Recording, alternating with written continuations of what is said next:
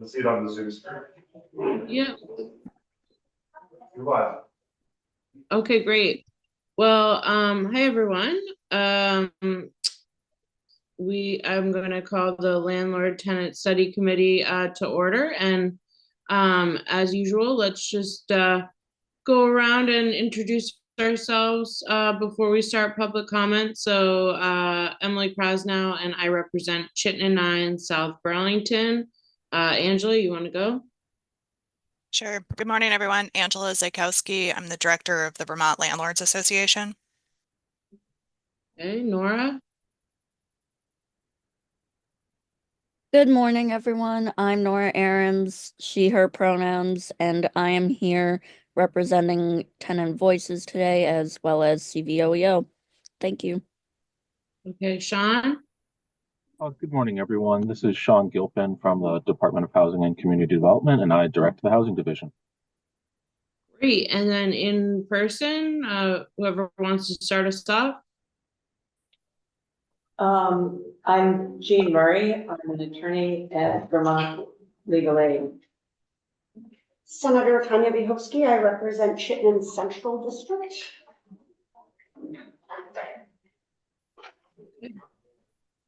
All right, it is harder to see in the room, so is that everyone?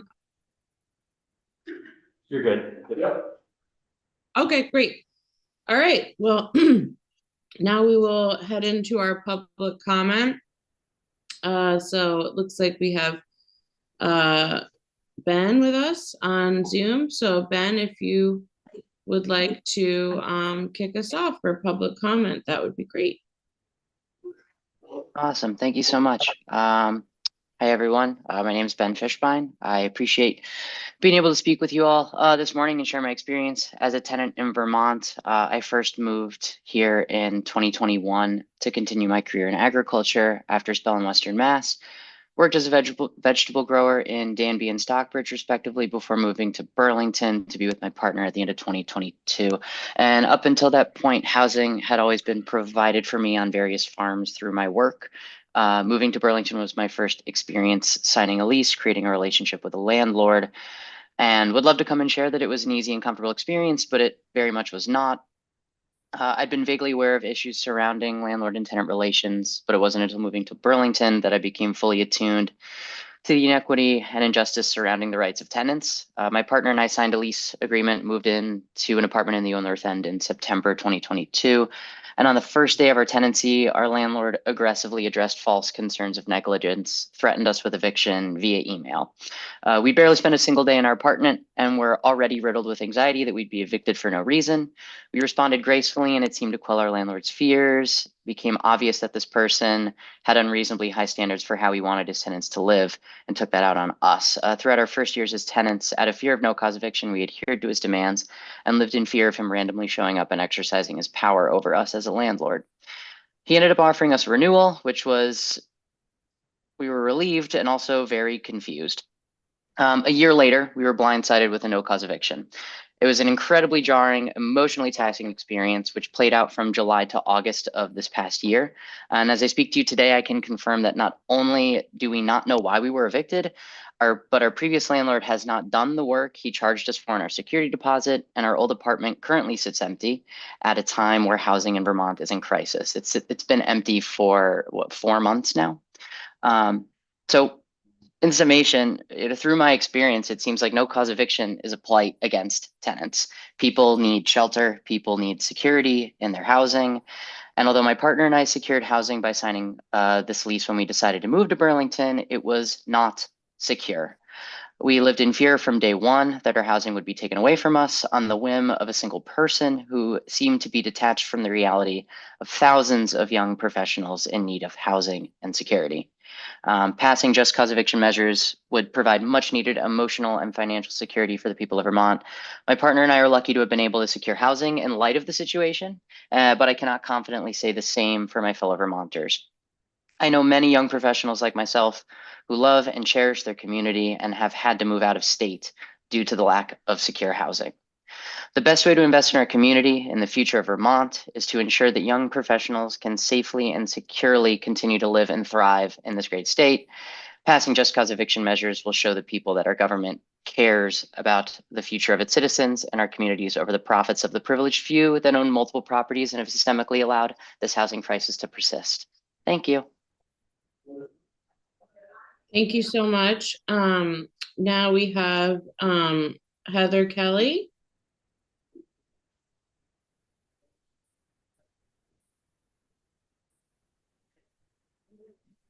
Don't believe she's here, Madam Chair. She's not in Zoom or in the room. All right, we'll move along. Now we have Holly Taylor.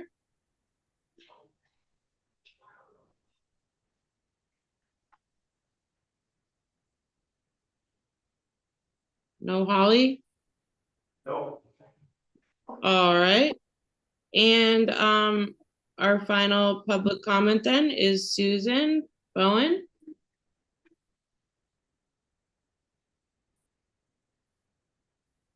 Am I right here? Yeah, either one of those seats. Can I stand? Or If you want to have a seat either of these two Oh, chairs, okay. and the camera's right no? there. Oh, okay. Hi, I'm Susan Bowen. Nice to see you all today. Thank you, Mike, for putting me on the schedule, and my basic gist of what I've been trying to get at is that when you guys are looking at creating these bills, be aware that you're not creating new problems for good landlords. And when you write these bills, will you be fixing the challenges of a few at the expense of many? In one of our sessions, a senator brought up that they were concerned of the power dynamic of landlords over tenants. And I believe that as a landlord, I also live in fear and have many responsibilities. Why do I pay my mortgage on time? It's because I'm afraid of late fees, because I'm afraid of losing my property and a bad credit score. And why do I take care of my property? Because I want to have a great place for my tenants to live while they're there. And then in a lot of cases, tenants can find or do find new places to live at various points in their lives. But I have some tenants who have lived in my property for 25 years or 30 years or practically their whole lives, one of them. So I found that lots of tenants can leave without notifying me, and they leave the rental a mess, which costs tens of thousands of dollars to repair, and good luck for me to try to get that money back. And it's all on my shoulders. I think that if you create more responsibility and accountability somehow with your bills, that would really help. I outline how my tenants can be accountable and responsible, and I tell them and sign a paper saying that I will be responsible and accountable to them. I have a lot of pressure on me every day, and I'm responsible for all emergencies. As a landlord, you're responsible for replacing a water heater, $7,000, a boiler, $13,000, refrigerator is $800, septic tanks, $10,000, a tree falling on a building, and replacing a roof. There's a lot of pressure on landlords too. And I find that the laws are working for me. And I'm sorry to hear that other tenants and landlords are having a lot of problems. And I think that having a no cause eviction, it sounds like there needs to be some other stopgap in that. And I guess if tenants understand where a landlord's coming from and vice versa, then there can be more understanding. I think we already have a lot of these mediation committees and such in place. Again, my final request, what is it again, is just making sure that you are fixing the challenges or asking you, will you be fixing the challenges of a few at the expense of many? And also consider the consequences of your bills and the costs. And will it be causing more problems and such? Thank you.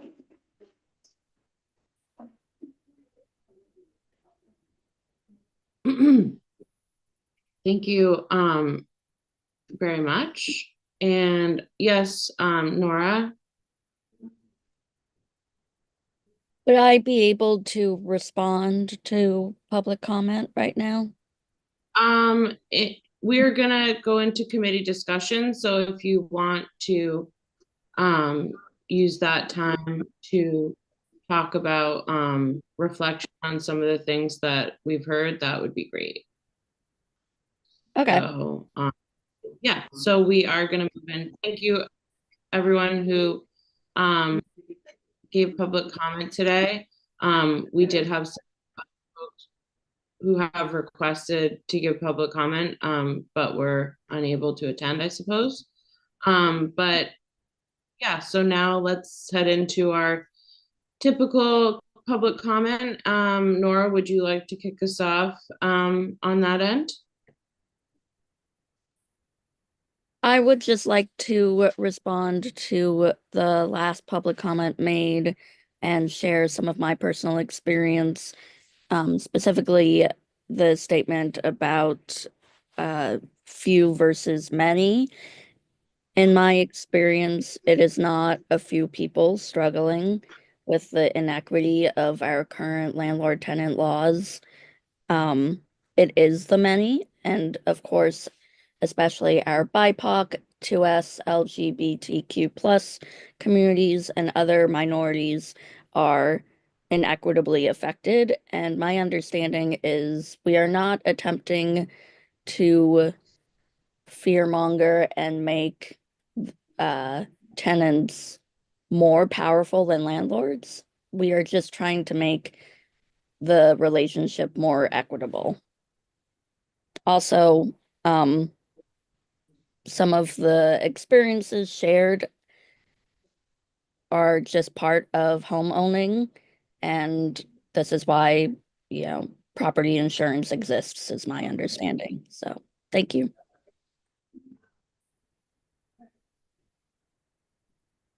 Okay. So I'd like to take some time to really, this has been a very quick study committee, and we've heard a lot of information, and as we all know, our legislative council at our next meeting will be kind of walking us through what we've heard and if some of the patterns that we've seen and what kinds of analysis we can come up with for but I did want to get some folks' opinion on a couple of things before we talk more, but do folks think that we should leave space for the next meeting for some public comment in the beginning? What are folks' thoughts on that? Sounds fine to me. Okay, so I would also say yes. okay, so does that seem, so we'll leave some space for one last public comment space before we walk through with legislative council what we're working on. It'll look similarly to folks who are in legislative committees now, where John will kind of take the witness seat and kind of walk us through some of the things that we've talked about and where we go from there. Does that sound good to folks? I also said that if, in my opinion, if there is someone who urgently reaches out and didn't have the opportunity, that we may be able to squeeze one more person in, but I really want to take that final meeting to really recap and discuss what we've worked on and listened to, and what kinds of recommendations or patterns we've seen, and in our recap. Does that sound amenable to everyone? Sorry, it's hard to see people in the room. Does anyone have any thoughts on that in the room? No. Okay. Can I ask something? Sorry. I can't hear what? Yeah, this is John Gray, Ledge Council. Can I ask something? Of course, you're always welcome to speak at whenever. Yeah, so, since this has been, I think you captured what the report will end up looking like, largely a recap, but I think what would be particularly helpful for me, is obviously a lot of testimony covered particular empirics or rationales as to why certain pieces were put forward, responses to certain either misinformation or misunderstanding out there about particular pieces. If from those things that you heard in committee, you have questions that you think would naturally follow from the testimony heard, it would be really helpful to me to receive those questions. And I think it could be something useful to include in the report as, report recaps testimony heard, and then these would be natural investigation points come session that follow from the testimony heard. So if that makes sense, I think that would be nice and useful come session, but up to you guys if you'd like to do something like that.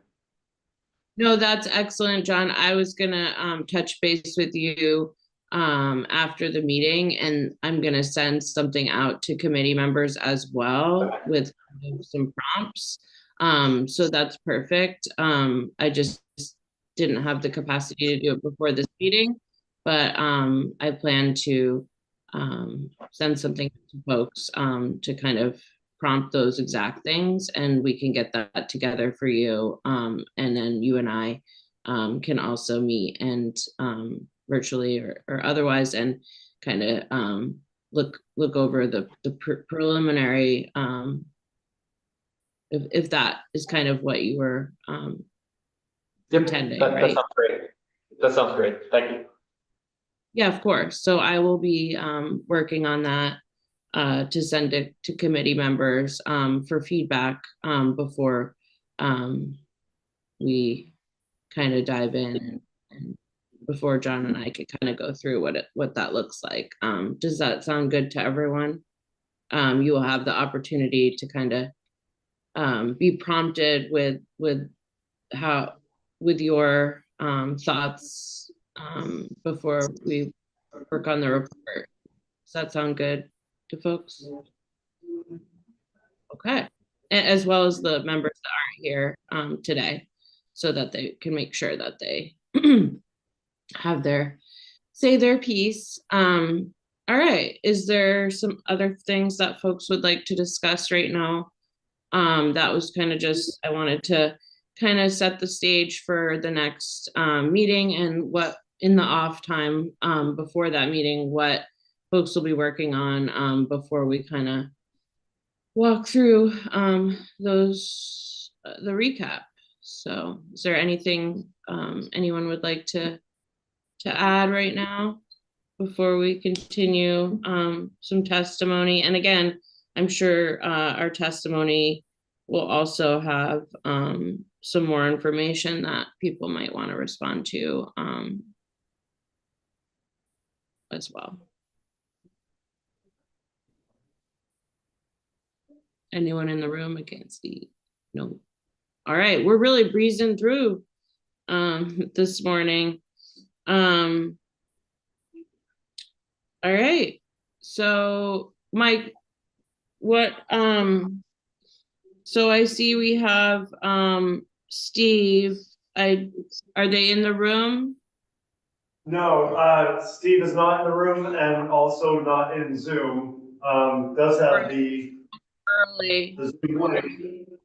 Same with Michael Monty. The first two folks are not present, but I'm gonna reach out to them, just make sure they've got the right Zoom link and that they know where they're supposed to be. I'll also take a walk out to the hall. Erhard is in Zoom, so I if you do would like to start.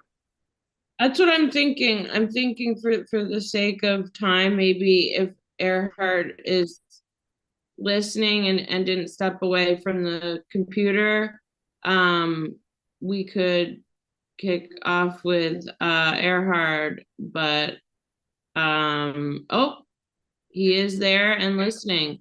So since we are zipping quite along, Erhard, would you like to go early? I can do that, Madam Chair. Can you hear me okay? I can hear you perfectly. Great. Thanks so much. Great. Take it away. Well, thank you. Good morning, and thanks for the opportunity to comment and for your attention to this incredibly important issue. Nice to see a number of familiar faces on screen. For the record, my name is Erhard Mahnke. Before my retirement last year, I spent over 40 years working in affordable housing, community development, and municipal affairs in Vermont, regionally in New England, and at the national level. For 25 years, I coordinated the work of the Vermont Affordable Housing Coalition, now merged with the Vermont Coalition to End Homelessness to form the Housing and Homelessness Alliance of Vermont. Together, these organizations counted among their members over 125 Vermont housing nonprofits, public housing authorities, homeless shelters, and service providers, as well as major quasi-state and anti-poverty agencies. Until 2021, I served as the legislative liaison for both coalitions and was a daily presence at the State House. For the last 2.5+ years of my career, I worked on Senator Sanders' staff as an outreach representative and as his housing policy advisor. I was directly involved in one way or another with much of the housing and community development related legislation passed by the General Assembly from the late 1980s until well into the COVID-19 pandemic, including virtually every change to the state's Landlord-Tenant Law up through the state's pandemic era eviction moratorium. My remarks will address the legislative mandates of this committee, but I hope you'll grant me some license to stray a bit further afield with some general observations that I think will help put landlord-tenant issues that you've been tasked with in a broader perspective. I've listened to a good share of the testimony your committee has received and would observe first and foremost that my central takeaway is about the systemic failure of the private for-profit housing market to meet the housing needs of Vermonters, especially low and moderate income working families, seniors living on fixed incomes, people with disabilities, and those with special needs. People are getting evicted primarily because they cannot afford to pay rents that are unaffordable to them. One unforeseen financial emergency leads to missing the rent, to eviction, and in today's impossible housing market, the likelihood of homelessness. Evictions of tenants in good standing for no cause, likewise, can help drive families and individuals into the downward spiral of homelessness. I know you heard at some length from Nate Lantieri at VHFA about the challenges of our current housing market, but let me give you a few concrete examples about how the open market fails low-income renters. For example, a single parent in Chittenden County with 2 children working a service sector job and earning roughly $26 an hour, or 50% of the HUD area median income, can only afford to pay $1,182 a month for rent, not including utilities. Where in Chittenden County can you find that kind of rent for a 2-bedroom apartment? What landlord can afford to charge that kind of rent, cover ever-increasing expenses, keep their unit in good shape, and make a modest profit? Situation is no different in other parts of the state where rents are simply not affordable to people of modest means. In Lamoille and Orange counties in the Northeast Kingdom, that same single parent with 2 kids at 50% of the area median income earns about $20.50 an hour and can only afford $912 a month plus utilities for a 2-bedroom rental. The median income for renters statewide is close to that at about $22 an hour, meaning the average renter can afford only $991 a month plus utilities. I think that gives you a bit of a picture of the disparity of what people can afford, people of modest means, and what is available on the current market, which exceeds that in all areas of the state. For a single individual with disability living on supplemental security income, or SSI, situation is far worse and completely untenable. Someone receiving the maximum SSI benefit for a single individual of just under $1,000 a month can afford no more than $300 a month for rent and utilities. A couple with both individuals on SSI receives a maximum of $1,521 a month and can afford no more than $456 for rent and utilities. I think it's safe to say that there's nowhere in Vermont where these folks can find a studio or a one-bedroom apartment for anywhere near that amount. Fully 17,450, or 24% of all Vermont renter households, are what's called extremely low income by HUD standards, meaning they earn 30% or less of HUD area median income, ranging from $25,410 in Orleans County to $35,650 in Chittenden. I'm citing these examples to underscore that private for-profit landlords simply cannot serve this market without some form of public assistance. No revision to landlord-tenant law will change this reality. When markets fail, we look at the federal, state, and local governments to intervene. This is where both mission-driven social housing, which removes housing from the speculative, profit-driven market, as well as public investments, come in. Nationally, only 1/4 of eligible households receive public assistance for housing. While there are no comparable figures for Vermont, they are likely much the same. Unlike some societal issues, housing-related problems are largely resource-driven and can be alleviated through an infusion of public funding, whether at the federal, state, or local level. We saw this with the unprecedented federal pandemic relief and recovery investments, which tripled annual affordable housing production, sheltered and fed every homeless and at-risk Vermonter safely in motels, and provided rental arrearage, mortgage, and utility assistance to tens of thousands of Vermonters to preserve their housing, health, and safety. Vermont's stark fiscal reality is that these funds have run their course, and given the results of the recent presidential and congressional elections, we cannot expect much additional help from the feds. In fact, it will take the concerted efforts of our congressional delegation and their allies in Congress to minimize the erosion of federal assistance over the next 4 years. We now face a similar situation as in the early 1980s, when President Reagan took a budget axe to federal housing programs, forcing Vermont to finally invest its own taxpayer dollars in affordable housing for the very first time. Prior to that, we had relied exclusively on federal funding for housing assistance. Vermont will now need to dig deep to increase its own public investments if it wants to improve our dire housing situation statewide. I want to provide a few recommendations for your consideration in a moment, but first, just a few additional general observations. It's hard to overstate just how important housing is as a foundation for thriving, successful families, children, and communities. Housing is a basic human need and right without which no one can thrive and succeed in their lives.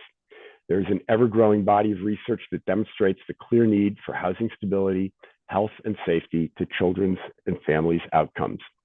I've got a couple of sources cited in the footnotes to my testimony, which I assume, Mike, Mike, you got that, and I want to make sure that gets posted for your, if you want to refer to it at a future time. During the pandemic, we learned just how directly housing and health are related. Had we not had an eviction moratorium then and a motel voucher program that housed and fed everyone in the state who is either homeless or precariously housed, countless additional deaths would have occurred. In fact, housing can be a matter of life and death, as we saw tragically over the last several weeks in the deaths of 3 unhoused individuals with major health and disability issues living in tents, including one who reportedly lost their home and became homeless due to a no-cause eviction. My general recommendations for you are going to go a little bit beyond landlord-tenant law and speak to resources. So first, I would say that that It's a delicate balancing act to protect tenants' rights to due process and to protect them from potential loss of their homes, while also ensuring that landlords have the ability to gain control of their property when tenants fail to pay rent, engage in criminal activity that endangers the safety of others, or exhibit behavior that denies their neighboring renters their own right to peaceful enjoyment of their homes. It's important to remember that while landlords often act as though tenants have all the power, in reality, it is tenants who are at a perennial disadvantage in this relationship. Tenants can be subject to illegal retaliatory eviction if they complain about substandard conditions, often by landlords using the no-cause eviction process. They often have to settle for substandard housing conditions. They have almost no consumer choice in our current housing shortage. And they're often subject to housing discrimination, state and federal protections notwithstanding. Given that landlord and property rights interests predominate at the State House, I urge you first and foremost to proceed with extreme caution as you contemplate changes to landlord-tenant law here in Vermont. The history of changes to Vermont's landlord-tenant law is one of gradual erosion of tenant protections over many years and unfulfilled promises to strengthen them. Please also bear in mind that any business has risks and that there are no guarantees of a return on investment. Renting property clearly entails greater risk, and returns come largely through appreciation over time. It is not for the faint of heart. Our culture of using real estate for flipping and quick profits is a good part of the problem, often resulting in unconscionable rent increases, gentrification, and tenant displacement. I recommend revisiting the state's real estate land speculation tax to prevent these kinds of predatory practices. I would urge you to support increased funding for back rent assistance, tenant-landlord mediation and representation, landlord risk pools, and supportive services for tenants who are struggling to pay the rent. Programs like the Vermont State Housing Authority's Landlord Relief Program help mitigate the risk to landlords associated with renting to risky tenants. Vermont Legal Aid's representation of tenants undergoing eviction through eviction clinics must be continued and expanded statewide. Vermont should enact and fund guaranteed tenant representation in eviction situations, as has been instituted in jurisdictions like New York City and other areas. The state's Housing Opportunity Program provides funding for rental arrearage assistance and local landlord liaison initiatives that support landlords who rent to risky tenants. This program must be expanded and continued. Please support landlord and tenant education efforts by groups like CVOEO, Vermont Legal Aid, and Angela's Vermont Landlords Association. A lot of the problems in landlord-tenant relations that I encountered over the many years that I was involved involve lack of knowledge by landlords about responsible best business practices, about their rights and responsibilities under the law, and adherence to the eviction timelines set forth in statute. Similarly, many low-income renters often need counseling and support to understand their rights and responsibilities and how to adhere to common sense practices.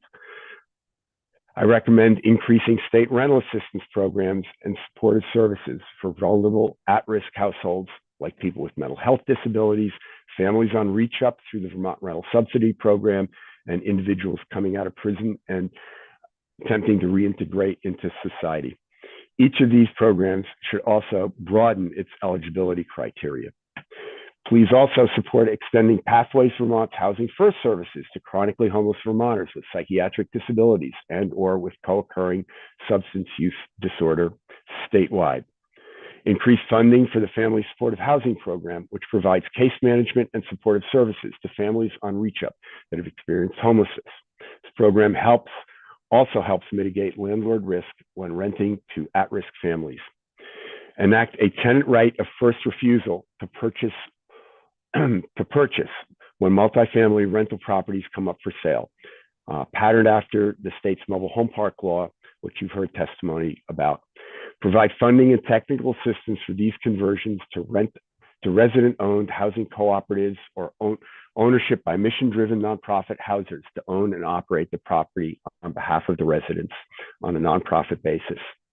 And of course, provide full statutory funding to the Vermont Housing and Conservation Board to create and preserve additional permanently affordable housing to alleviate the state's ongoing chronic housing affordability crisis.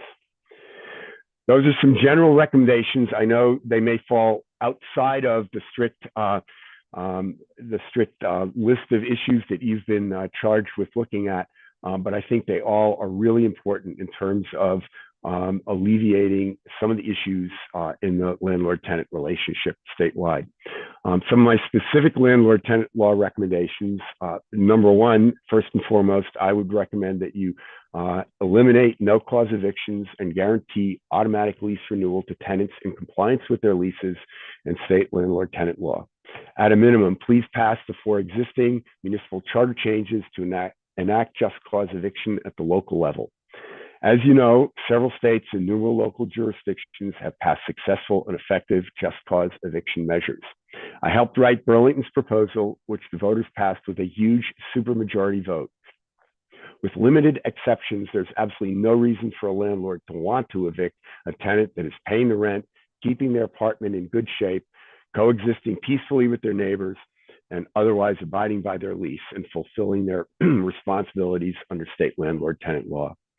Just cause can help prevent no-cause evictions that result in homelessness, housing instability, and future challenges to tenants in securing safe, stable housing. Just cause would prevent illegal retaliatory evictions in response to legitimate tenant complaints about housing habitability. Just cause will prevent needless evictions resulting from unconscionable rent increases. We've seen increases as much as several $100s a month, causing needless economic displacement, sometimes for seniors who have lived for years in an apartment or vulnerable individuals with disabilities, with ensuing costs to state taxpayers to stop their potential spiral into homelessness. Just cause will prevent potential illegal housing discrimination against demographics protected under the state's fair housing law. Just cause will not interfere with the landlord's legitimate right to evict tenants for non-payment of rent, damage to their property, interference with a neighbor's right to peaceful enjoyment, or other violations of the lease and/or landlord-tenant law.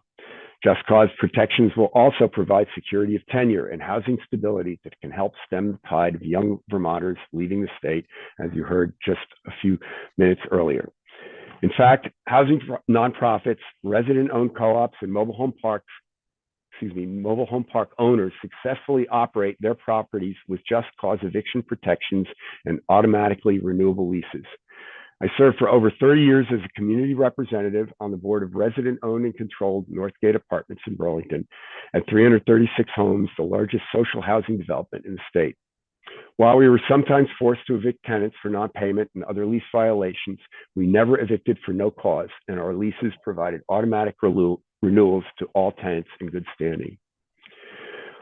Lastly, I would also urge you to fund periodic cyclical minimum housing habitability inspections by the Vermont Department of Fire Safety, which enforces the state's rental housing safety code, together with a public housing database or rental registry funded by a modest annual per unit fee. This would provide the state's renters with essential consumer protections by making public information on rental safety conditions and inspection records for apartments they're considering renting. It would also provide the state with essential information on Vermont's rental housing stock, thus helping to inform public policy and funding decisions. I served for several years on the legislatively mandated Rental Housing Advisory Board, whose recommendations should finally be fully implemented. I would also enable statewide rent stabilization to prevent rent increases above CPI plus 1%, patterned after the state's mobile home law. With the rapid increase in rents over the last several years, several states have enacted rent stabilization measures that Vermont would do well to emulate. At a minimum, allow local jurisdictions to create their own rent stabilization measures. Thanks again for the opportunity to comment, and I'd be happy to answer any questions you might have at this point. Thanks. Thanks, Erhard. It's a lot. Oh, what? Oh, I assumed you couldn't see me raising my hand in the room, so I was just jumping in, but then I got ahead of you. Oh, it's all good. I was just gonna say thank you, Erhard. It's a lot to unpack. Sounds like we have questions or comments immediately. So Senator Vyhoski, take it away. Awesome, thanks. Erhard, you mentioned some recommendations out of a group or commission that you had previously served on. Can you share those with the committee? I'm sorry, I didn't quite catch what you said, Senator. Out of which recommendations? I can recap. I actually had the same question. For the landlord-tenant advisory committee, I believe. Oh, the Rental Housing Advisory Board. Yeah, I can certainly share that. Angela was on that committee as well, and Sean actually staffed it. Happy to provide that. That would be great. I had a similar question. When was that? So I believe that, and Sean or Angela can correct me if I'm wrong, but I think the report was delivered just before the pandemic hit, and I think there was an updated interim report during the first year of the pandemic. So we're talking 2019, 2020, 2021, thereabouts. I think it might have been even prior to that. I think 2019. I actually looked it up recently. I think 2019 was maybe it was 2018 and 2019 for the updated recommendations. But certainly happy to provide that. Yeah, that would be great. That definitely caught my attention as well. Thank you. Angela, did you have your hand up? I did. Thank you. Good morning, Erhard. Hey, Angela. Nice to see you. Nice to see you. I know. I had a couple quick questions. You might not have this information, Sean might, but I figured since you were drawing some analogies between the mobile home park system and regular landlord tenant, I was wondering if you knew how many mobile home parks have been created since that structure went into effect. Yeah. So mobile home park, and I recall you asked Jess Hyman the same question last week. You know, there have not been a lot of new mobile home parks created. You know, most mobile home parks in the state of Vermont were created in the, I believe, in the 50s, 60s, and maybe into the 70s. They're simply maybe not the best in modern conditions, and given land value, they may not be. I would say that the best, most economic way these days to provide a lot of affordable housing for folks as you can in denser multifamily housing development. That said, they provide an incredible resource for the residents that are both homeowners owning their own homes, and have community in the mobile home parks where they live. But to my knowledge, I think the last new mobile home park was created in possibly the late 80s or early 90s in Brattleboro as part of Tri-Park mobile home park. But it's just not something that has been, I think, recognized as an efficient use of land for denser multifamily development. Also, a lot of the mobile home parks in the state, since they were developed many years ago, have, as I think lots of infrastructure problems. They have both their wastewater systems as well as drinking water. Sometimes electrical systems, roads are in need of repair. And will require and have required significant public investments to help bring them up to modern environmental standards and make them safe for residents. Right, and would it be fair to say that public investment through the MHER program, which has been, I think, very popular among mobile home park owners, it's because they didn't have the capital to be able to make those improvements? Probably because of those rent restrictions that are in place for them. I mean, is that fair to say? Well, actually, my recollection of the rent, call it a rent stabilization law for mobile home parks, is that there is recognition for property owners to be able to increase lot rents as a result of capital improvements that have been made. So there is a provision. It is CPI +1, but there is a provision in the law that allows for capital improvements for lot rents to be raised as a result of capital improvements. As I think also, there are public funds that are available for that. They're certainly not sufficient, but the state revolving funds for both drinking and wastewater are, one source of funding for those some of those infrastructure improvements.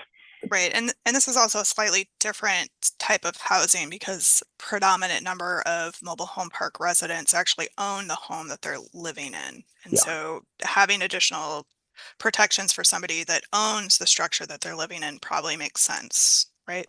There's certainly a hybrid of between renting and owning where the homeowner owns their home, but they don't own the lot on which it's located. And yes, I think we all know that mobile homes are many things, but one thing they're not is mobile, and it's difficult to remove them from the site. And then I think I have just one more. Sorry, I don't mean to be dominating the questions here, but I think I heard you say that the private landlords cannot serve low-income Vermonters without public assistance, meaning landlords are setting rents based on what their expenses are, and with trying to cover those expenses, we're seeing the rents go up, but it's not, a money grab. It's landlords are trying to cover their expenses. Well, I mean, I think, most responsible landlords are trying to cover their expenses and make a reasonable profit, but we certainly hear about new landlords that have, come in, purchased a property, and suddenly a tenant is getting a notice for $200 and $300, and it's not unheard of. I've heard of rent increases of $400 a month with very little notice by someone who's just come in and bought the property, or someone who's owned the property for a while, and at the time of lease renewal, they're jacking up the rent by hundreds of dollars and forcing economic displacement. So certainly, I would say, my experience, the majority of landlords are responsible, don't rent gouge, but there are certainly lots of instances, and there's not. I can't say that there's comprehensive statistical data on this. A lot of it is obviously anecdotal, but there certainly is a lot of rent gouging going on, especially in Chittenden County. But I hear about it from all over the state. Thank you. Yeah, and I think it'll be helpful to look at some of the data committee on what some of those numbers are. And Erhard, if you could, it appears we have not received your comments. So if you could submit that to Mike, and then we can take a look at that, that would be awesome. I actually already sent them to Mike. I don't know if Mike, if you didn't receive them, please email me back, and or I can just simply re-forward them. But I did send them a little bit earlier this morning. Okay. Well, yeah. It didn't make it all the way to my inbox, Erhard. Okay. Senator Biehovsky did share the report you referenced, though, so I did post that to the committee's website. But if you can resend that to me, Erhard, I'll make sure it gets on the committee's website. Happy to do that. Great, thank you. Are there any other questions for Erhard? Representative Chris, I do have another question. Erhard, you may not know this, but I recognize that having worked in Senator Sanders' office, you may have access to some data that he may have kept track of that we don't have, and that is, I'm wondering if you have any sense of what percentage of Vermonters are renters and what percentage of Vermonters are landlords? what percentage are landlords? Senator Vyhoski asked if you have any data on what percentage of Vermonters are renters and what percentage of Vermonters are landlords. Yeah, Vermont actually has a fairly high homeownership rate compared to other jurisdictions. It's varied, but renters approximately, I would say somewhere around 27 to 30% of Vermonters are renters, and that has varied a little bit over the last 5 or 6 years. So conversely, our homeownership rate is roughly has varied between around 69 to maybe 71% over the last few years. That's remained relatively stable historically. There's roughly 75,000 rental units in the state of Vermont, and I'll also note that we have an extremely, and I think this is probably fairly common knowledge. I think Nate spoke to this at your first hearing, maybe it was your second hearing. We have one of the highest rates of vacation homes, of second homes in the country, second really only to Maine. But yeah, about roughly 75,000 rental units. But you don't have a sense of how many people. I don't have any information on how many landlords there are in the state. I do know that, and I can't remember the number. I think we put this into the Rental Housing Advisory Board report, but if you think of rental housing as an industry, it is a very substantial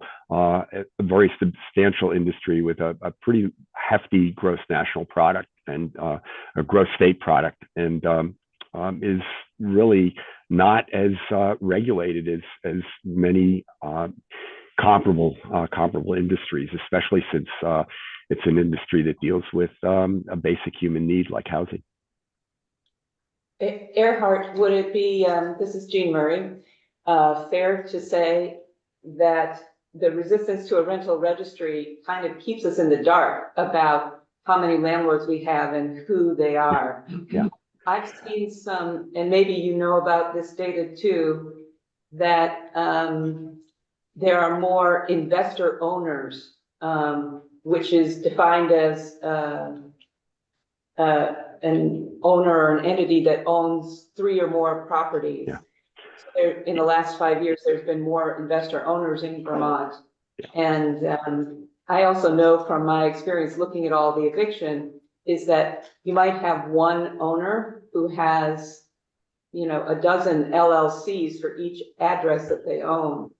So trying to figure out who the landlords are is a bit of a puzzle. Do you have any information about that? Well, I helped create Burlington's rental registration system quite a few years ago, and clearly what you're citing speaks to the need for a rental registry. There are so many shell corporations, LLCs, that it's almost impossible to know exactly how many landlords, how many property owners there are, rental property owners there are in the state of Vermont. It can be difficult for, without that kind of a registry. In fact, it can be difficult for a tenant to know who owns the property that they're renting. And one of the things that I didn't put into my testimony, I kind of forgot about it. It's actually a pretty major omission. One of the things that I always recall as just one of the dire needs for knowing where all the rental properties are in the state of Vermont is, we've obviously experienced several major natural disasters over, starting with Tropical Storm Irene in 2011, last summer's floods, and the summer floods of 2023. And if we'd had a statewide rental registry, it would have been much easier for policymakers and folks providing direct services, and for FEMA, for the state, to know where apartments are located, where residents who are displaced from rental housing or from their from their own homes where they might have been able to relocate at least temporarily to whether to get out of their destroyed homes or their uninhabitable homes as a result of a natural disaster. So, I mean, there's so many different reasons why we need that statewide knowledge, and it would just help inform so many discussions at the State House and in the executive branch around housing policy and effective ways to address our housing crisis if we actually had a better handle on who owns property, where, how many units, what the bedrooms are, what kind of shape they're in. We know that we have one of the oldest rental housing stocks in the country, and the state has stood up the VHIP program with approval from the legislature. And it's important to know where the substandard units are that need improvement. It's important for any policy changes that affect both tenants and property owners for the state to be able to communicate with those property owners so that they know what their new responsibilities are under changed state law. I remember hearing testimony, I think it was last week or maybe the week before, by a property manager, professional property manager, who was surprised to find out that the Department of Fire Safety had taken over responsibility for habitability inspections.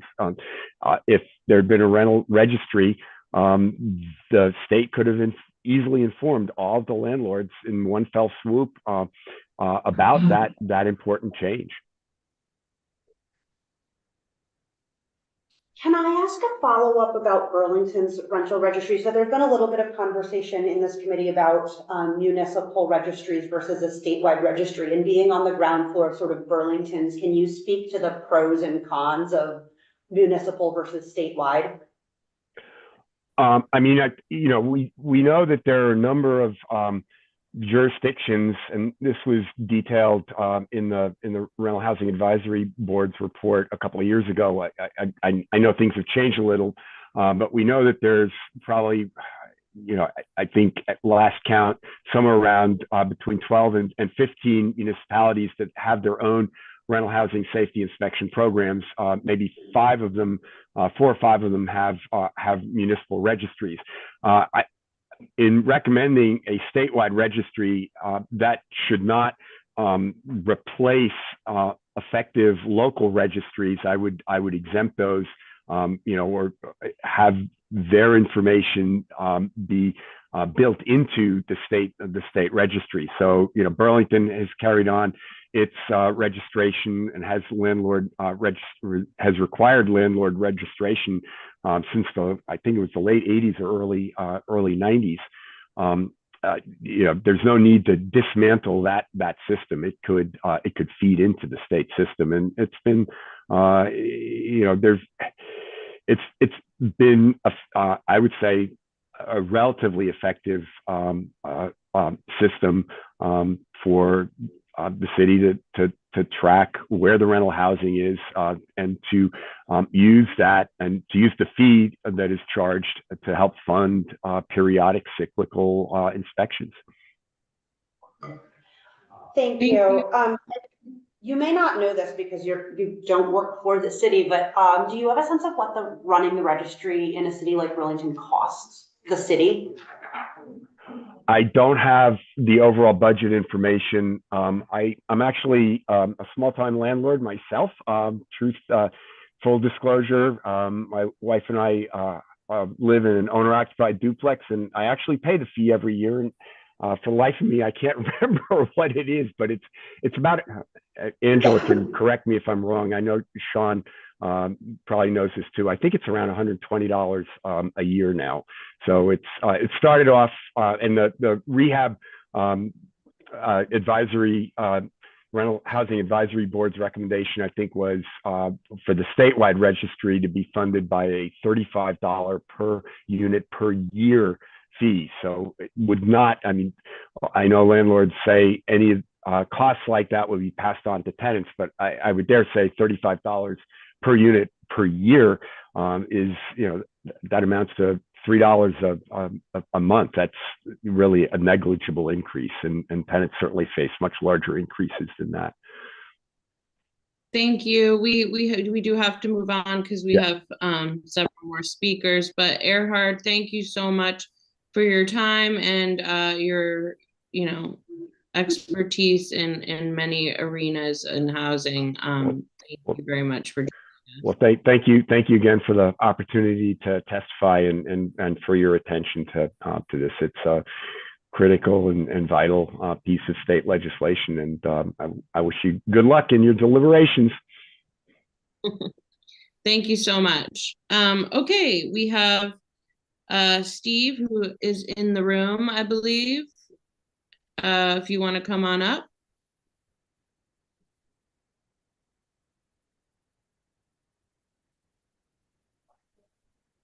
Thank you. You're having me follow Erhard, that's so nice. No, I never want to follow Erhard. Oh, especially because I'm gonna contradict him, but oh well. How long do I have? I won't hold it against you, Steve. Well, we have until 10, and then we have you, and then Michael Monte, and then Frick, who's in the room. So I guess let's say 15. Mike, what do you say? Like 15 minutes apiece? Yes, I think 3 people could go in 15-minute increments each, and we have another on time. All right, I will. I'm not a math whiz, but that's kind of what I was thinking. So thank you so much. Okay. I'm here representing Burlington Housing Authority. We provide over 2,000 housing choice vouchers to the greater Burlington area. They're colloquially known as Section 8 vouchers, or as some of our participants call it, the golden ticket. About $25 million worth of subsidy comes through our doors every year. We also manage and own about 680 apartments, all of which are extremely low income. We do have market rate apartments, but we rent them as extremely low income. So I have 2 asks today, and then I have a request that y'all look into the no cause eviction a little deeper, because there's some issues with that Burlington Housing Authority is a little concerned about. The first one is, why don't I start off there with that? Housing choice, the name of it is housing choice because the federal government wants Section 8 participants to have a choice of housing. And the only way that works is with the participation of independent, private, or non-private landlords.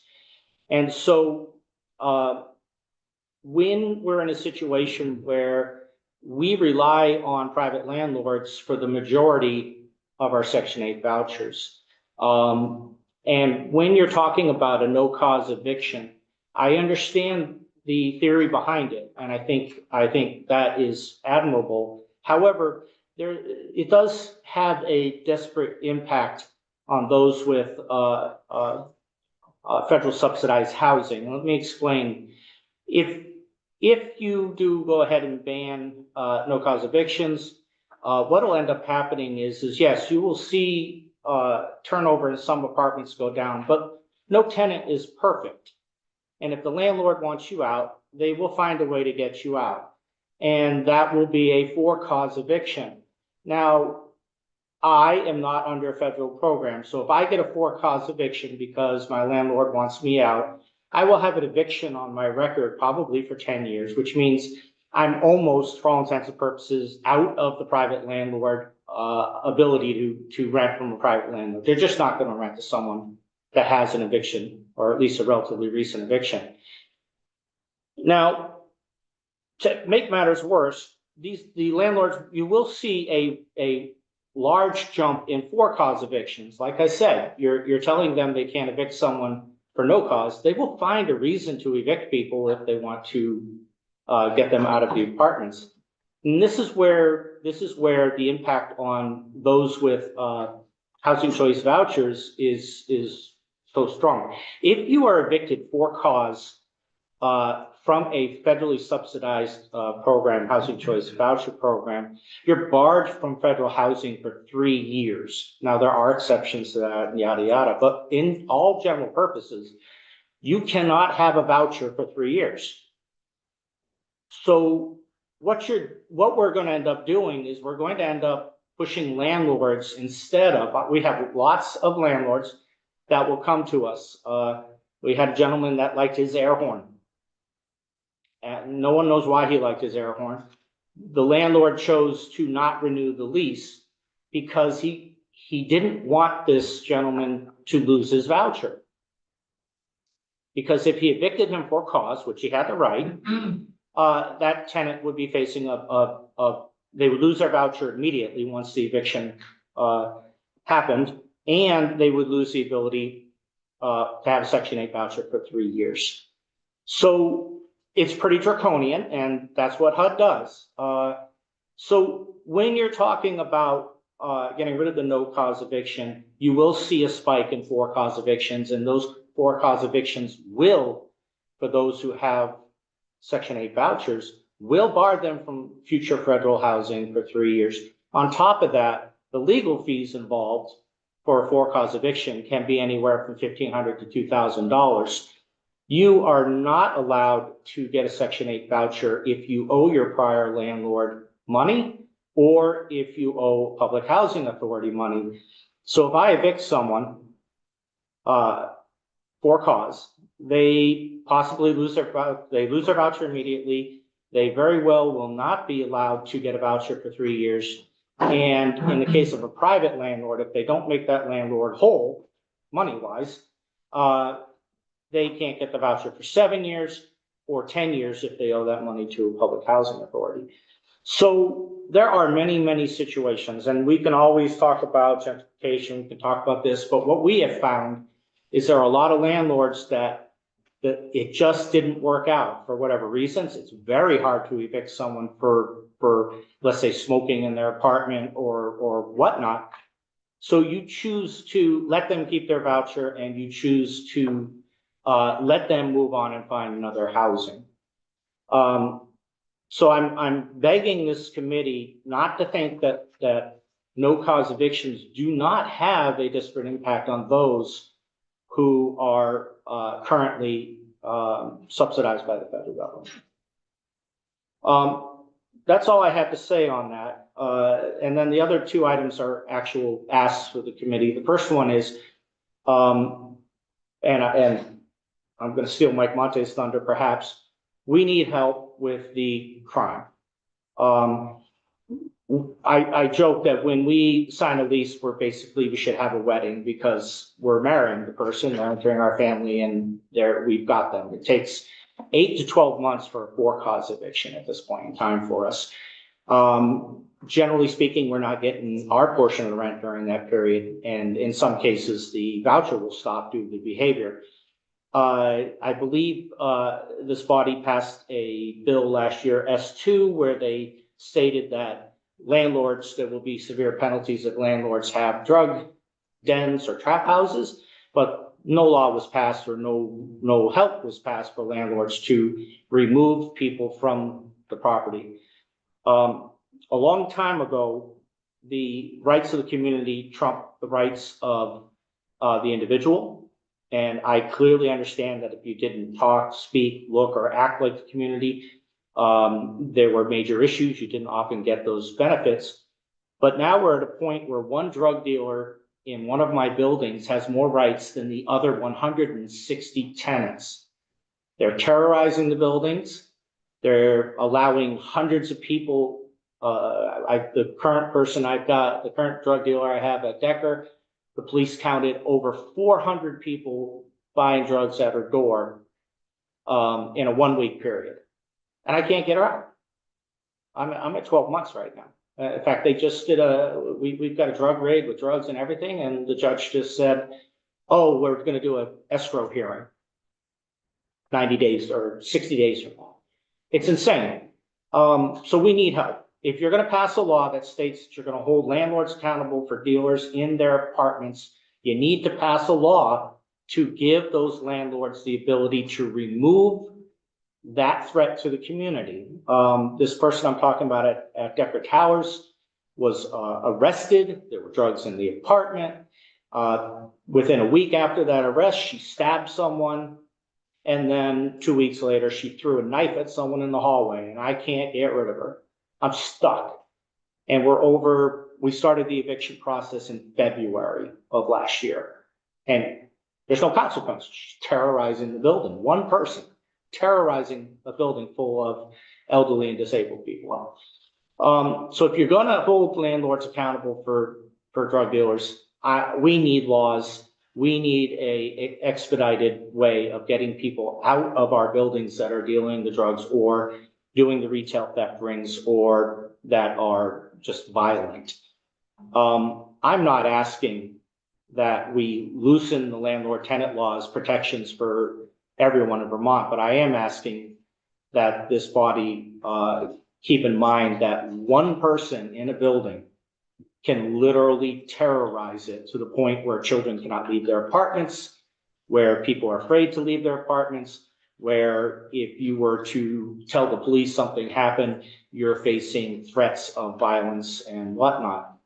So I don't have the answer. I'm not a politician, but I'll tell you right now, in the last 18 months, we evicted 14 people from Decker Towers. That's almost 1/10 of the whole building. And I'll tell you right now, the building has calmed down dramatically. I have one alleged drug dealer still there I'm trying to get rid of. But it took me 18 months to take what you probably all read in the news about the horror story of Decker Towers.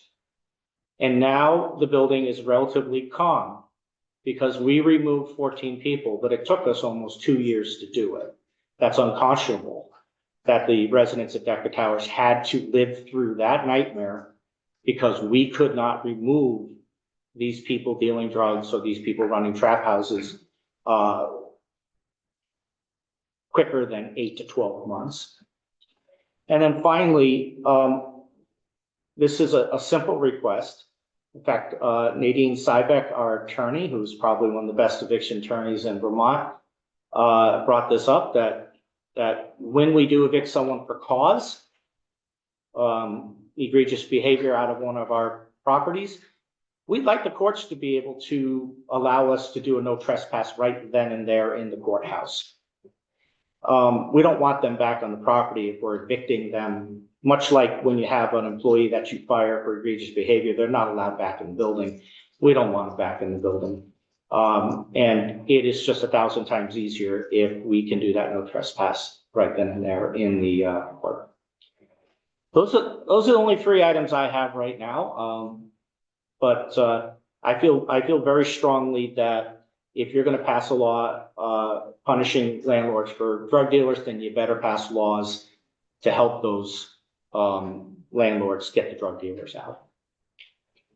Yeah, thank you very much. And I do, want to be clear and appreciate all the perspectives that, this isn't about one or the other. It will in our report and when people, the folks, our policymakers will, be able to introduce legislation from all sides. So it's important to me that we do hear all the perspectives and I absolutely understand the frustrations. I believe I see Senator Vyhovsky's hand up for a question or comment.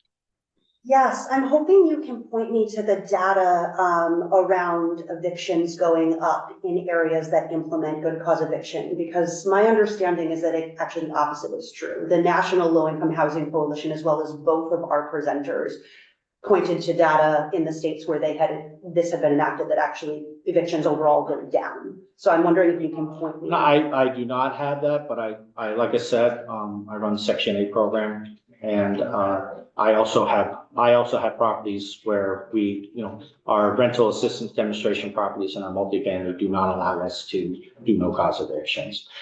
My concern, like I said, is there's no perfect tenant, and landlords will get you out if they want you out.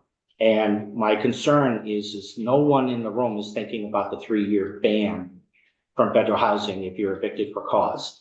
We, by having the no cause evictions, we are at least allowing the landlord to move on from what they view as a poor decision on bringing a tenant in without the need to bar that tenant from federal housing for 3 years. I don't have the data you're looking for. I can find it, but I will tell you that regardless, any eviction that leads to a 3-year bar from federal housing is pretty draconian and does it that way on purpose. You're not supposed to get evicted from federal subsidized housing.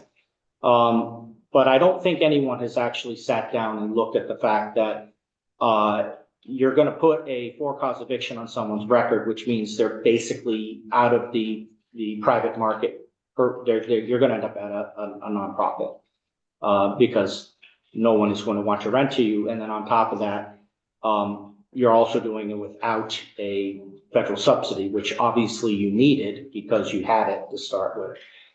So whether you do it or not, I just want someone to clearly understand that there's a 3-year bar from federal housing, and that is pretty brutal for the eviction process. And I am very, very concerned that we're going to end up having people that could have taken their voucher, could have left that landlord and moved on to another landlord with their voucher. But instead, that landlord will get a for-cause eviction and they will have it on their record and they will be barred from housing. That is my concern. And it happens, and even we do it. We evict people and they lose their vouchers and they're barred. But I am concerned that we do have a lot of landlords out there that made a choice and then decided that it wasn't a good fit. But they don't want this person to be barred for 3 years, but that's the only option they have, is to protect their own properties. As a follow-up, most good cause eviction policies have sort of a window of time, 11 months or 12 years, that you can move someone if it's just not a good fit. Does that ease those concerns at all? A little bit, yeah, yes. And like I said, the housing market is tough, but we are finding that our participants are finding housing with their vouchers within 90 to 120 days. So there is housing out there, but in general, all I've asked is no one has brought up the fact that there's a 3-year bar if you've been evicted. And I just want you to have that in the back of your head when you're making these decisions, that the low income, the people with Section 8 vouchers will take the brunt of for-cause evictions and barring from housing if we don't have a way to allow the landlord and that tenant to separate and help me and Yes, absolutely. Can I ask, in your testimony, you said one of the reasons that your evictions took so long is because the court decided to have a rent escrow. Oh, yeah, the bureaucracy is staggering. Excuse me. Yes. The law does not allow the court to sua sponte order a rent escrow. It has to be requested by the landlord. So if you don't request rent escrow, then that you don't have that pretrial procedure creating delay. Right. Is that right? Yes, I a poor choice on my side. We are just finding that the whole process is incredibly slow. And that, yes. Do you have data? Because I can see that if I look in the court's database, I can see that Burlington Housing Authority has filed 129 evictions maybe in the last 5 years. I began to check them, and the first 3 I checked were disposed of within 3 months. So very rarely do I see a 3-month eviction come through. Most of my evictions are in the 8 to 12 month range. In procedurally, a lot of the choices that the plaintiff makes is what slows the eviction. I don't think it's the courts, although the courts, as we heard from Terry Corsones have been short-staffed, but the average eviction time is, even in Chittenden County, is something like 150 days, not even 6 months. So I'm not sure where you're getting your data from. You're saying it as if it is data, but I don't think it is Okay. actually thrown out as data. Yeah, I can go back and look at that, but I look at every single eviction. I honestly very rarely do evictions that are 3 months. I would love to see the data. And the other, I'm a little compelled by your argument that an eviction makes it hard for a person who has a subsidy to get another subsidy. So one of the things that we see is people who have housing choice vouchers are being evicted for no cause right now. But really what's happening is the landlord wants to get more money for the apartment. And that's cost, right. There right? are limits. HUD is not going to pay The fair market rates, yes. right, fair market rates, which is limiting. And right now, fair market rates are not caught up to the actual market rates in Chittenden County. Isn't that right? And it most likely will never catch up because HUD is very concerned about by raising its payment standards, by causing inflation in the market So you have testified, or you just told us here, that one kind of an eviction on a person's record will keep other landlords from renting to them. But as a matter of fact, there is only one kind of eviction. There is a court case filed against somebody, whether it's for cause, no cause, non-payment. Once there's a court eviction, that makes all private landlords wary, doesn't it? Yes, but you can keep your voucher if it's a no cause But eviction. that would be, so if a no cause eviction happened for somebody who had a housing choice voucher, and during the time of the eviction, the party tried to save their money so that they could get a security deposit for the next place, so that they ended up with a rent arrearage at the time the eviction is resolved, and the landlord is happy to waive the rent arrearage, then we ask Burlington Housing Authority to let them keep their voucher and lease up again. And they say, no, we don't respect the agreement that you made with your landlord because you left owing the landlord money, even though the landlord waived the money in a court document. So I guess I am questioning how much discretion goes into denying people vouchers. You've described it over and over again as a bar, but eviction makes it so people lose vouchers, whether they're at fault or not. A no cause eviction does not cause you to lose your voucher. A for cause eviction does. As far as the money owed, the issue we ran into there was that the attorneys and the landlords were telling the court, and the court was agreeing that they could keep their voucher.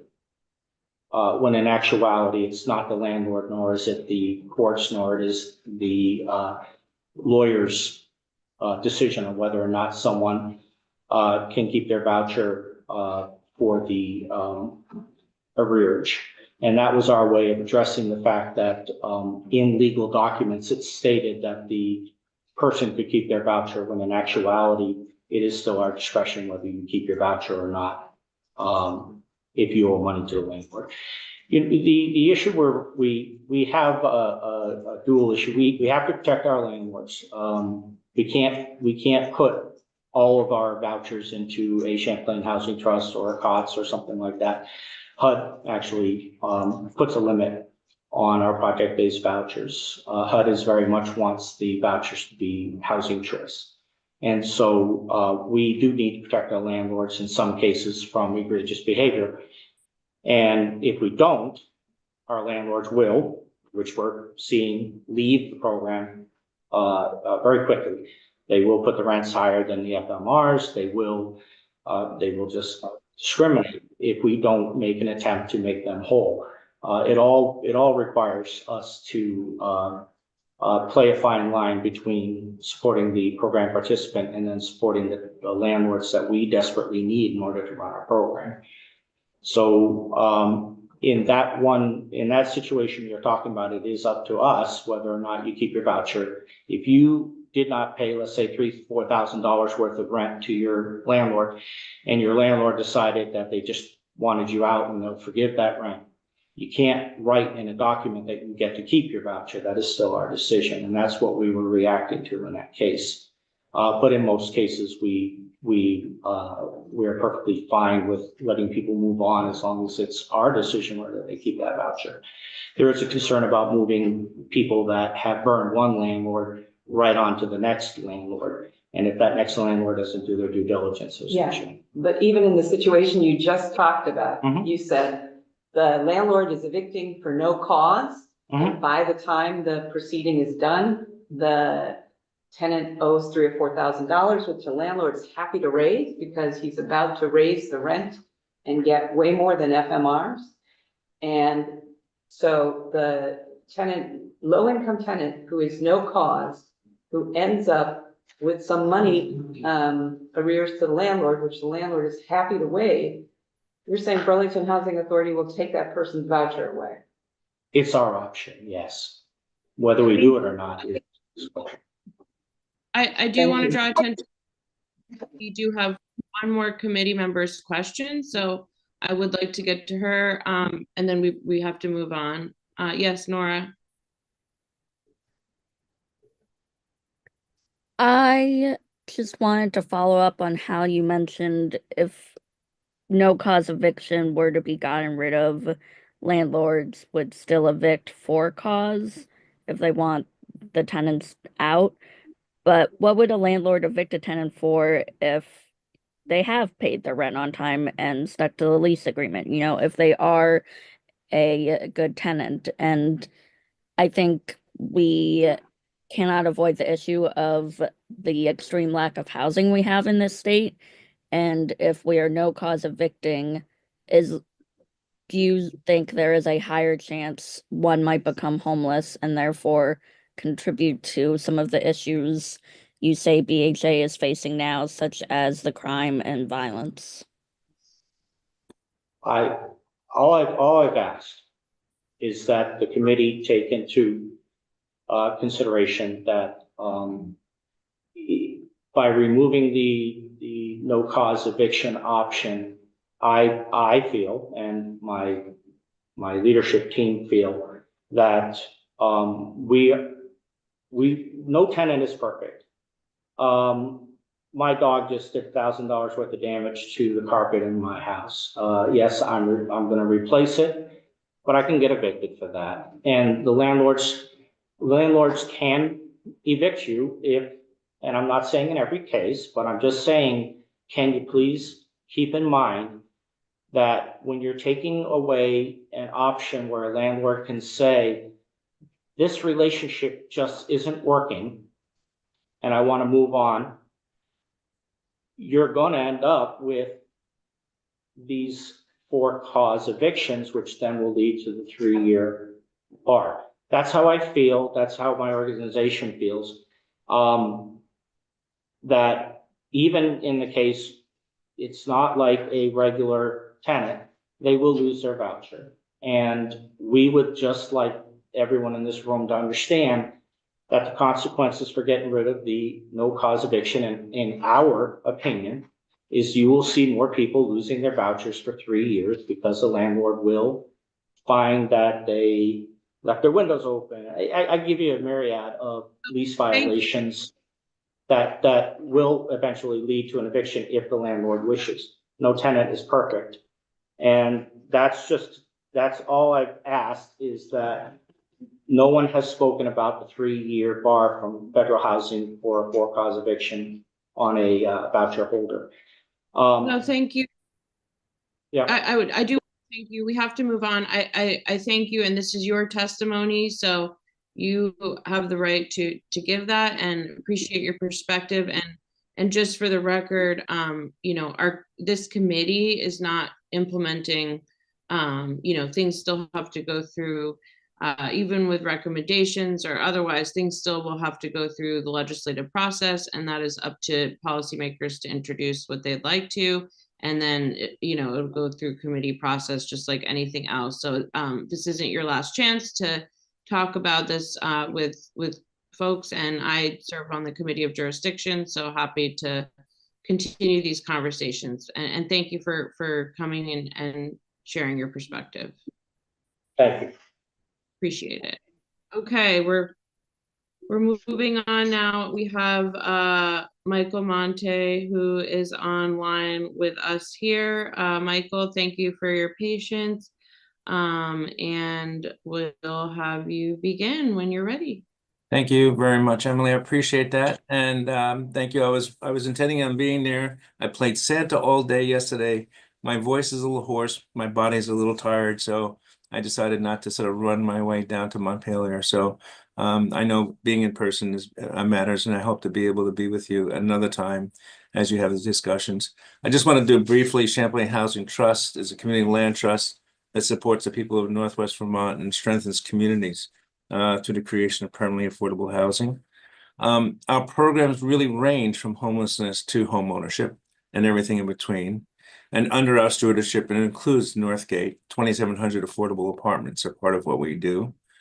675 shared equity homes, but we also have quite a few activities addressing homelessness, a 60-room motel, 32-room pods in Burlington, and a lot of support that goes to other organizations that are addressing homelessness. So we are standing up shelters in support of many of our colleagues who do this work, and we are in leadership of the issue of homelessness. And so we understand the importance of keeping people housed on a regular basis. We also operate loan programs, 5 different loan programs, much of that actually statewide. And with all of our properties, we set aside homes for people exiting homelessness. Over the last year, we housed over 110 folks who went to people in homelessness, and more than 500 folks right now living in our housing. But what's important is that CHT is governed by a 15-member board of directors, of which a third are made up of our residents. We also have 1/3 of municipal officials and also a third public officials, but that third who are residents bring essentially some level of renter ownership to and understanding to our board. We have an active renters committee that performs annual surveys of the residents. That governance and ownership is critical in part to who we are as an organization. And let me say something something that's different about our rental housing. As a resident tenant, your housing will not be sold. You will not be displaced because it is sold to the private market. It will remain affordable forever. That permanent affordability is key to everything we do. Your rent is stabilized and controlled automatically in terms of our program response. Most of our funding does that as well as a result of that. You have the ability to move to a different rental property. In fact, you have quite a bit of mobility as a renter with us. If you pay your rent on time, we actually have a program that helps you build your credit through a program called Azuzu. And if you get behind, we will do what we can to assist you, either through some of the public sources that have been created or a loan that comes to the Azuzu program. And if you need it, the resident services are there to support you. Since the beginning of the pandemic and with community support, we've increased the number of staff who have provided services to our residents. We now have 24 resident services staff. Last year, they met with over 855 residents, helping with support so that they can be successful. We engage early to prevent crisis before it happens, and where we can, we do community building and partner with groups like the DREAM program. And I state this only to say that before anyone is evicted, they are providing the support that is possible and available to ensure that they remain housed and are not homeless.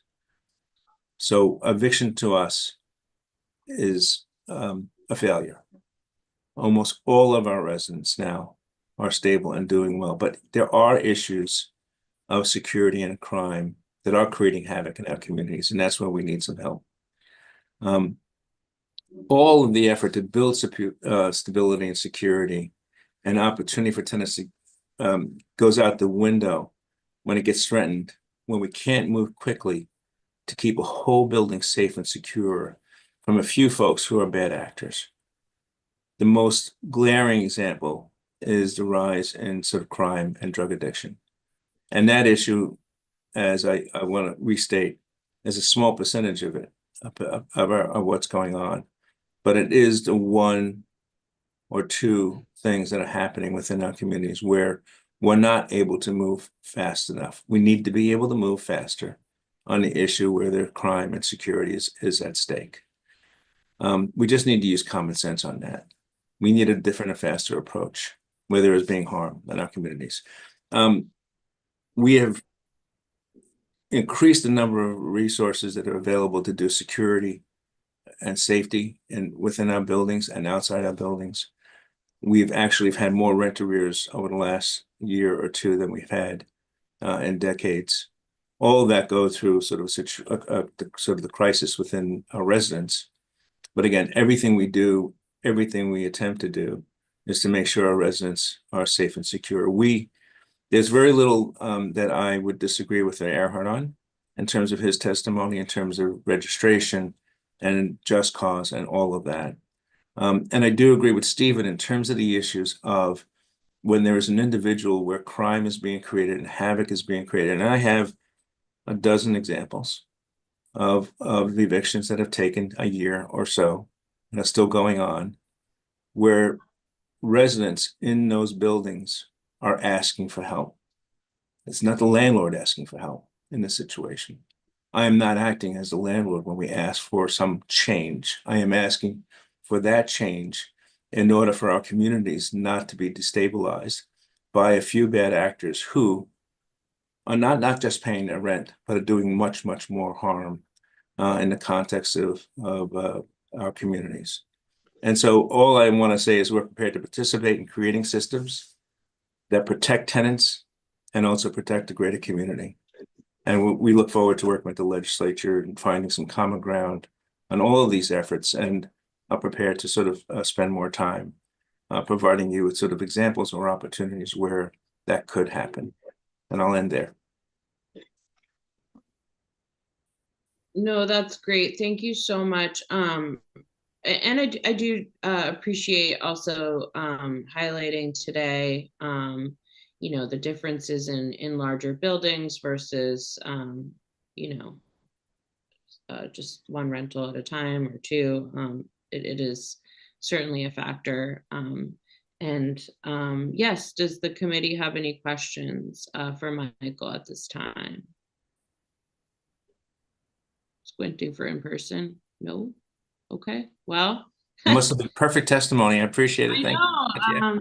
Right? Not your first rodeo. And no, again, thank you so much for taking this time. And I know that you'll be no stranger in House General as well. I'm sure this session is very important conversation that will continue through the session. And thank you so much for always stepping up to fill the role of Santa for our community, for all the kids. Very important. And all right, you rest up. Thanks. Good to see you. All right. Wow, we're cruising along. We're almost back on time. And we have Frick, who's been very patient and has driven all the way from Brattleboro to join us. So Frick, if you would like to take the seat and begin our final testimony today, and we'll make sure committee members save their questions as well, and for the end. So thank you so much for joining us. Thanks for having me. Thanks for squeezing me in.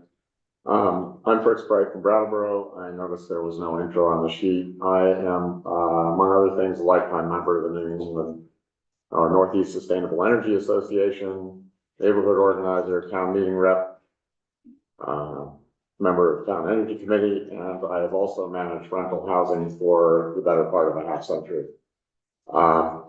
Before I start, I'd like to give a shout out to the Section 8 voucher program. It's a fantastic way to resolve affordability issues, and I would, which one of you would ask Erhard why Bernie is not talking about full funding for this extremely successful experiment? He's been ducking my questions, as have some of the other members of our national representation. I assume that the purpose of landlord-tenant law is to serve the best interest of the majority of renters, which I think our last two presenters have tried to address. My approach to the issue of housing is a bit more holistic than some who may have come before me.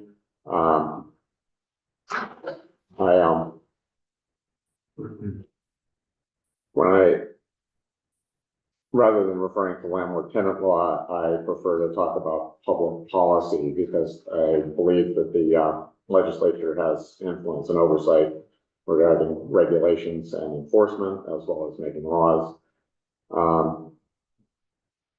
And I believe that public policy around rental housing is inextricably linked to availability and therefore price, as well as other concerns that might come before the legislature, like climate change, tourism, and the increasing influx of refugees, both foreign and domestic. I have seen quite a few in Brattleboro already, both climate and political refugees. And I've urged the legislature to consider all of these issues when weighing options. Some statistics that you're probably already familiar with. Somebody talked about around 30% or up to a third of households renting in Vermont. 3/4 of those buildings are 9 units or less. And I believe most are owned by Vermonters, like myself, community oriented. Estimates on our housing needs over the next 5 years. People in the know are saying that we need a 10% increase in the overall number of housing units. That is a heavy, heavy lift.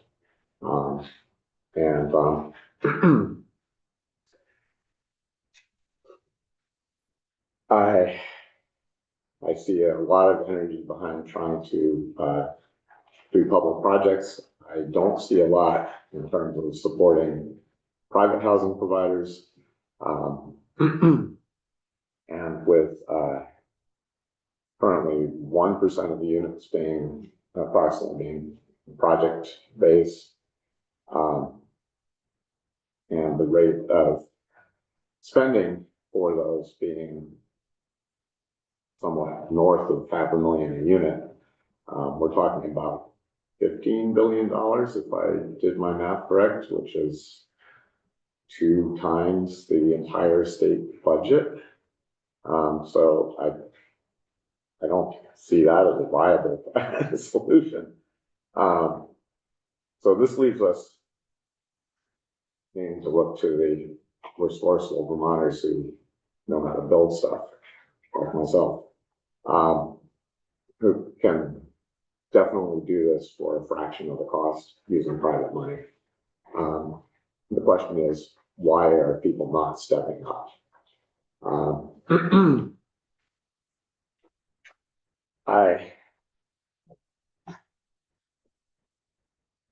I know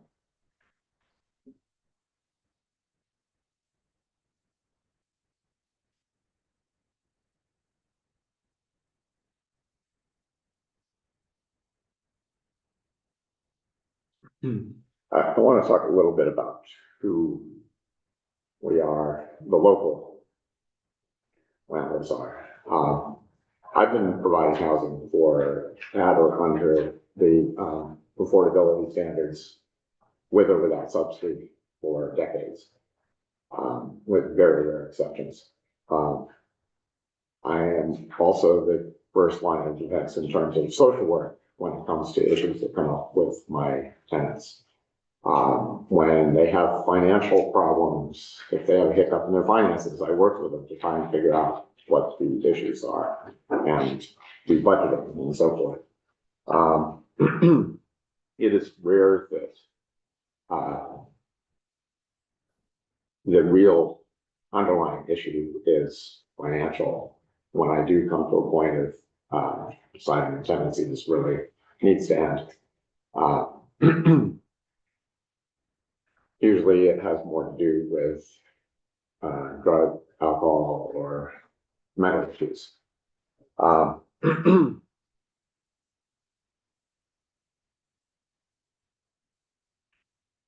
going off script here a little bit, but I want to echo what has been said earlier today, and that is that multi-unit buildings are really communities.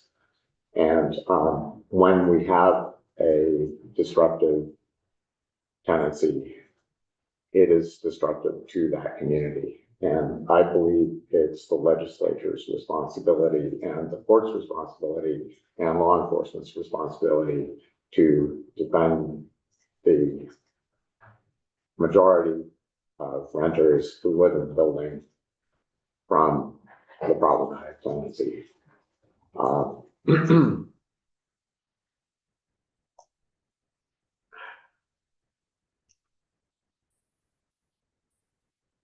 It's been my success to me is measured not by financial return, but by the fact that I have kids who grew up in my buildings who come back to rent from me later.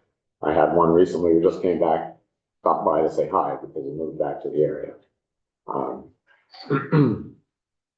I've had tenants who, though marginal tenants, I had 3 single guys who would cook dinner together every night around the grill, sharing, a meal and taking turns finding something to put on the grill.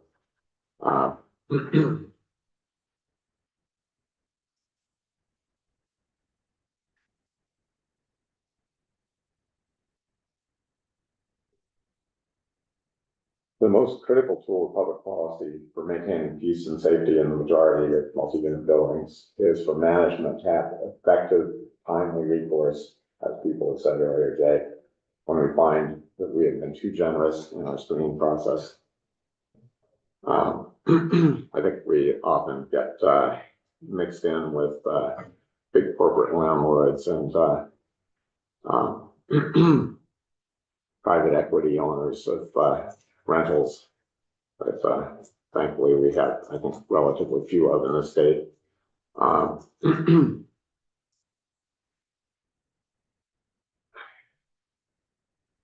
When public policy choices lead to both housing provider and neighbor being put in the stress of living next to a truly problematic tenancy, sometimes for a year or two, and I've seen pushback against that, but I think the fact that there's resistance to such testimony is might have more to do with the prejudices of members of the committee. And I urge you to look beyond that and take in what those of us in the field actually have to say. I'm not speaking just for myself. I am involved with local landlord support groups, and many of us have experienced situations where, for instance, a building run by a very responsible, experienced local housing provider has, in the process of trying to get rid of a truly problematic tenancy, lost the 3 other occupants during a time when it was very hard to find other rentals, including an 80-year-old woman who'd been there for over a decade. I don't think that's a good outcome.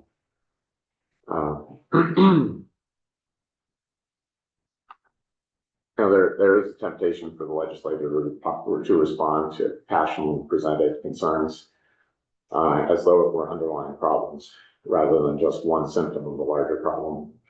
I bring this up in this context because I see ways that the current public policies and priorities are working against each other, where there could easily be synergistic relationships.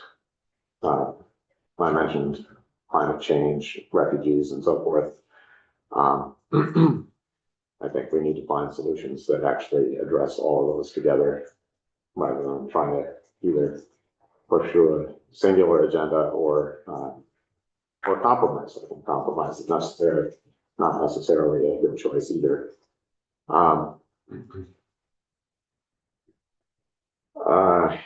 Recent changes to Act 250 and building codes promoting density were long overdue and could smooth the way for more housing, creating a healthy ecosystem for any sort of endeavor requires predictability, fairness, and a reasonable level of regulatory efficiency. These changes were a good start in that direction. One should be able to read the rules, determine to a fair degree of certainty whether a project will fly, and perhaps with some minor adjustments. I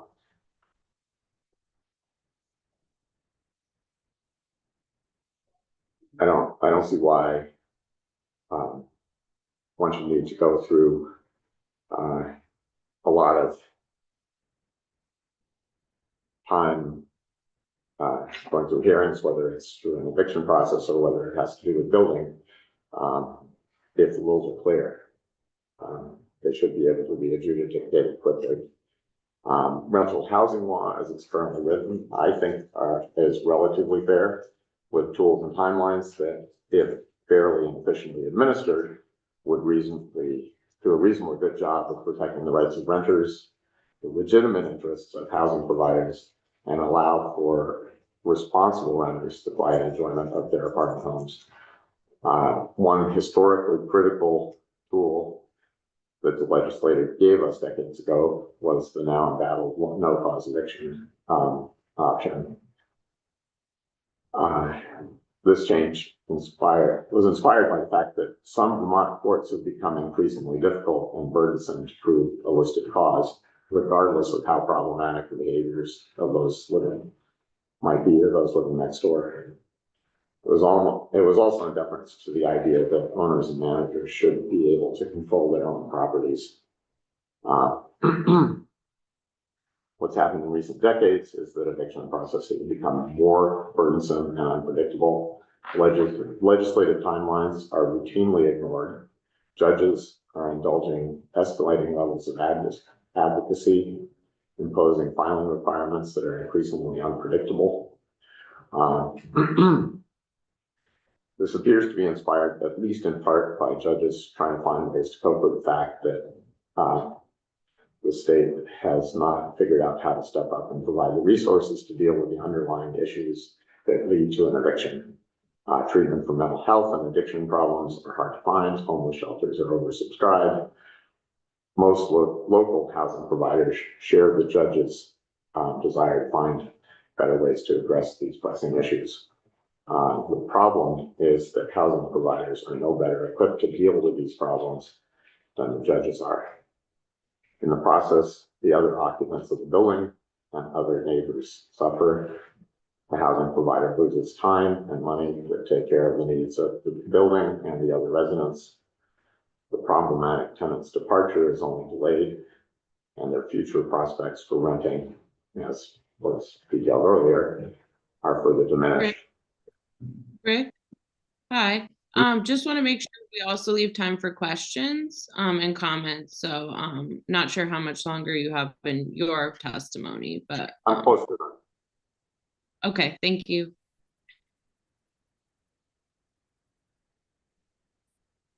I've already mentioned the fact that typically the thing that leads to an eviction is not a financial issue, but a behavioral issue. And that I think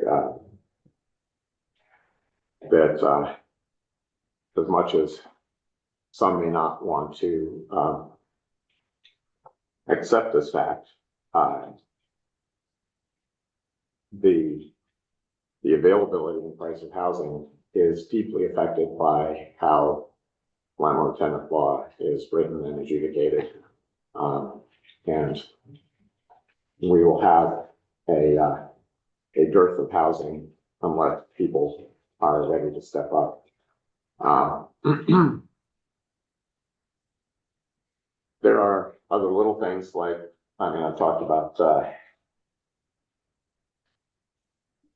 a little bit about law enforcement and so forth. Also the health department's escalating lead rules at a time when lead poisoning cases are all-time low is an increasing and I think counterproductive burden. We all share the concern about lead poisoning, take that seriously. There's no evidence that having fewer people able to do the work, which is the net result of the new rules, has made a positive difference. The EMP regime was fantastic and manageable, and was working. At this point, I think there are probably less units that are actually getting attended to because of this change and the lack of people to do the work. I think we need to look at the long-term effect of how public policy is affecting housing. I know many people who are not expanding their business are trying to get out. I know people who make fantastic housing providers who are not bothering because they know some of us who are in it and don't want to have to deal with the headaches. So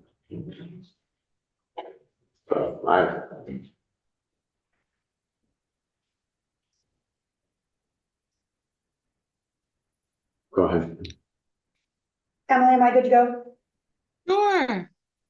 Awesome. So when you say housing provider, do you mean landlord or a nonprofit that is providing housing in the community? I'm just unclear of what you mean by that. They are both housing providers. They are both in your word landlord, but I think housing provider better describes what we do. We are a service business. Okay, but you're referring to landlord when you in your testimony. I am referring to, I am focused on private housing providers because that's what I know best, and I believe that that's where the rubber meets the road, both in volume and efficiency, and in accountability. Okay. I also just wanted to clarify that we heard from the courts last time that 76% of the evictions are disposed of in 6 months or less. So it wasn't an opinion that it's an outlier when there are cases that take longer than 6 months. It was the data from the court. And then Emily, is it okay if I ask Michael a question if he's still here? Awesome. Yeah. Yes, maybe. Michael? Yes. Okay, yes. Try. Awesome. So Michael, you and the gentleman from the Burlington Housing Authority both sort of pointed to the court sometimes being a challenge or the process, particularly when tenants are engaged in behavior that may be dangerous or unhealthy for other tenants. Last year in Act 125, we changed the law to allow for flash citations in those instances. Do you feel like that has helped at all? Because we did hear from landlords that there was some concern around that and tried to make some changes. So I'd love some feedback as to whether or not that has in fact made a difference. Well, this is a question for me, yes? Yes. Okay, thank you. I'd be glad to, if you could send me a note about that, I'd be glad to get you information. I don't have that off the top of my head. When I cite these issues, I basically continue to have, coming from property managers, just a handful of times when we've been in situations which have taken, 9 months or a year where, again, not just non-payment, not just individual behavior, but community-wide behavior in the context that have created havoc within whole properties. And that's what we're looking to figure out how to resolve. But I'd be glad, if you send me the note, I'd be glad to sort of do some research and get you back some information. Yeah, absolutely. And I wonder in part if there's just a lack of knowledge that this aspect of the law has been changed and it's now an option, but I'll get it to you and look forward to your feedback. Be glad to follow up. Absolutely. Thank you. Excellent. I'd like to point out 6 months. I just wanted to point out that 6 months, I believe, is, if that's the average, that means the average is already outside of the legislative timelines. It wasn't the average. It was that 76% of evictions are disposed of in 6 months 76%. or less.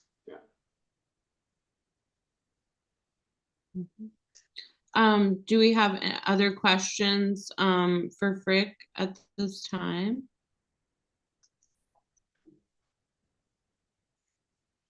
All right. Yes. I just want that I'd like to point out that as far as I know, we are the only business where theft and vandalism are not criminally actionable. I'm not sure whether that's a matter of law or lack of enforcement, but this lack of accountability is horrible for everyone who has anything to do with the building. And again, is extremely discouraging to the business in general.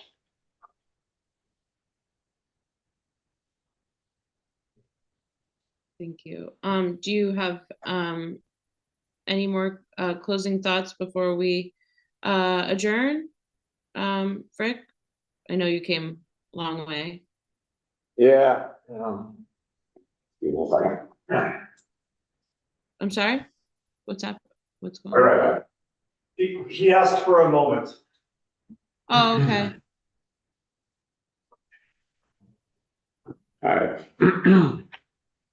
had been working on my testimony the last minute. Everything's got a little shuffled here.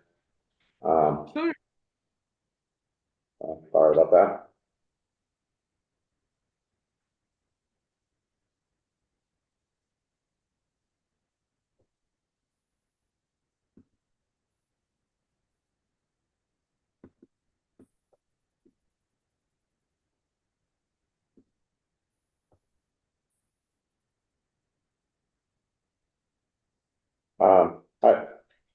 I just wanted to